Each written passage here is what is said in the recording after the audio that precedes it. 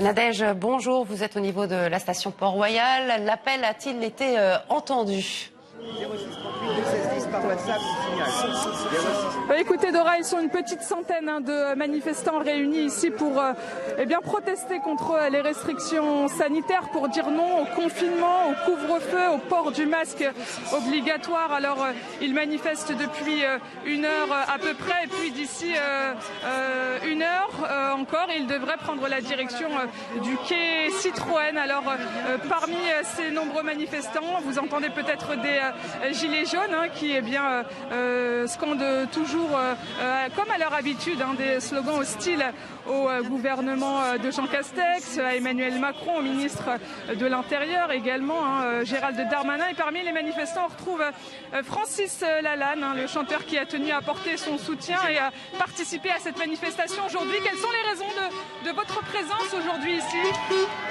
À l'heure actuelle, les dommages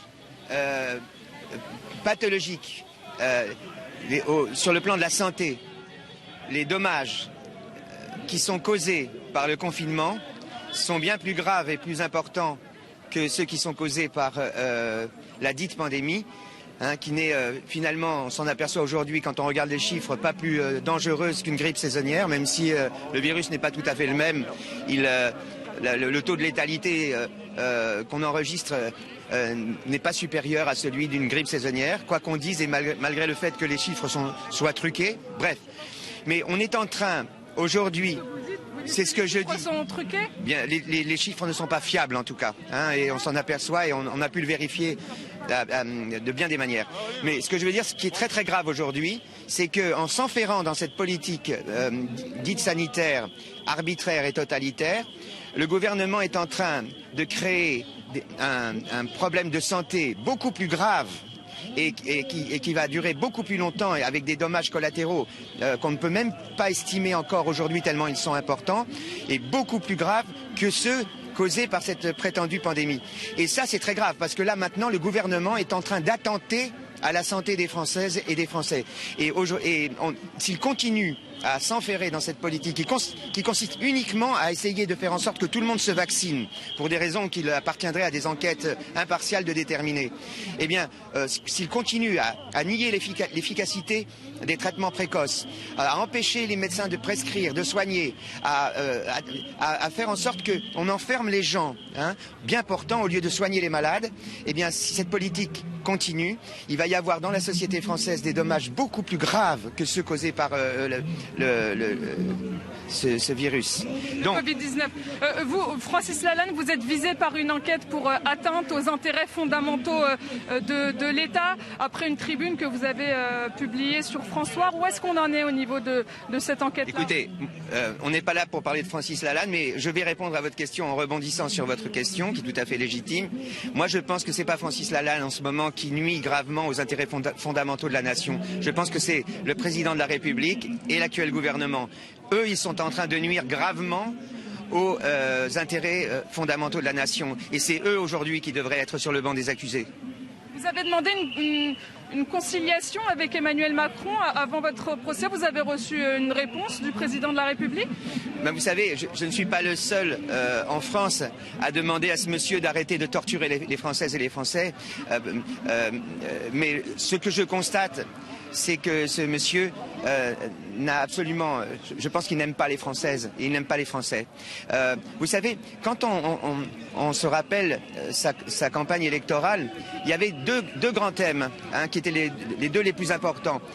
Le zéro SDF, par exemple. Zéro SDF. Non seulement il n'a pas respecté sa promesse du zéro SDF, mais avec les mesures dites sanitaires qu'il est en train de prendre en ce moment, c'est pas zéro SDF qu'on va avoir, mais le nombre des SDF dû à la crise que vont connaître tous les gens qui ont été plongés dans un désastre économique à cause de ces mesures, il va y avoir, le nombre d'SDF va être multiplié par 1000. Donc cette promesse non seulement n'est pas tenue, mais les SDF, à la fin du mandat de ce monsieur, il y en aura beaucoup plus encore en France, à cause de lui. Et la deuxième, c'était une promesse j'ai envie de dire, comment dire, de développement économique, de paix, de sérénité, de ciment relationnel, de création vraiment d'une joie de vivre ensemble, etc. Il a plongé la France entière dans la désolation. Et le problème, c'est que cette politique est criminogène. C'est-à-dire qu'il y a des suicides d'enfants, il y a des gens qui ne peuvent plus vivre, il y a des gens qui sont en dépression, il y a une dépression collective qui est en train de s'emparer de notre société. Et ce sont eux qui sont responsables. Et c'est une responsabilité criminelle. Alors, Francis Lalanne, vous êtes un citoyen, chanteur, artiste qui est engagé politiquement. Vous êtes présenté à plusieurs scrutins déjà. Qu'en est-il pour 2022 ? J'ai repris ma liberté de parole en cessant d'être un responsable politique. Aujourd'hui, je ne représente que moi. Et ça me donne aussi la possibilité de pouvoir parler librement. Je suis un libre penseur de la République.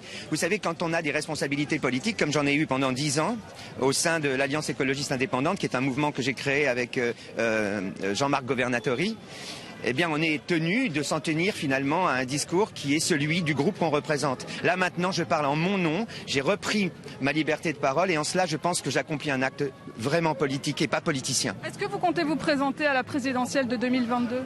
Alors ça, franchement, non. Vous savez pas ? Non, mais Vous écoutez, hésitez ? non, mais ni j'hésite, ni je sais pas. Je veux dire, j'ai même pas pensé une seconde à ça. Je veux dire, de toute façon, c'est vraiment pas le sujet. Le vrai sujet, la question à poser aujourd'hui à tous les Français, c'est combien sommes-nous aujourd'hui vraiment en France à ne pas gober toutes les conneries que la presse de la propagande de l'Élysée veut faire croire aux Français et aux Françaises. Alors pardonnez-moi pour le mot que j'ai lâché, mais c'est le mien, ce n'est pas le vôtre, comme ça je n'engage pas la responsabilité de votre chaîne. Absolument, voilà. Je rappelle quand même que vos propos n'engagent que vous. Voilà, je viens de le faire pour vous, madame. Et donc, comme je vous le disais tout à l'heure, j'ai repris ma liberté de parole, et lorsque je parle sur une chaîne, c'est pas la chaîne qui parle, c'est Francis Lalanne. Merci beaucoup, Francis Lalanne, vous l'avez entendu, Francis Lalanne qui soutient de nouveau les gilets jaunes, les manifestants et qui réitère ses propos à l'encontre d'Emmanuel Macron qu'il estime ne pas gérer sa politique comme il le devrait. Il a notamment cité plusieurs promesses qu'il n'a pas tenues. Donc voilà, Francis Lalanne qui devrait participer à cette manifestation qui devrait partir d'ici moins d'une heure maintenant pour prendre la direction du quai Citroën. Merci beaucoup Nadège Abderrazak en direct donc de Port-Royal à Paris.